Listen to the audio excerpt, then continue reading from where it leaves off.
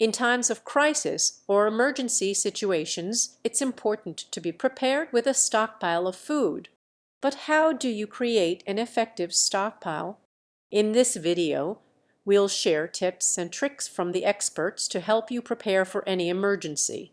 The first step in creating a stockpile is to determine how much food you'll need. Experts recommend having at least 3 months of food on hand for emergencies.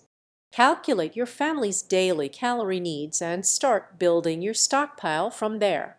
When choosing foods for your stockpile, look for non-perishable items that are high in calories and nutrients.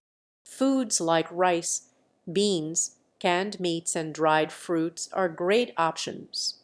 Don't forget to include comfort foods and treats to boost morale during a crisis.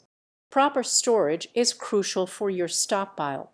Keep your food in a cool, dry place and away from direct sunlight.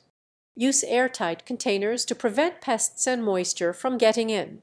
Rotate your stockpile to ensure that you're always using the oldest items first. Stockpiling food for a crisis can seem intimidating, but with these tips and tricks from the experts, you can be prepared and have peace of mind. Remember to regularly check and update your stockpile to ensure that you and your family are always ready for any emergency.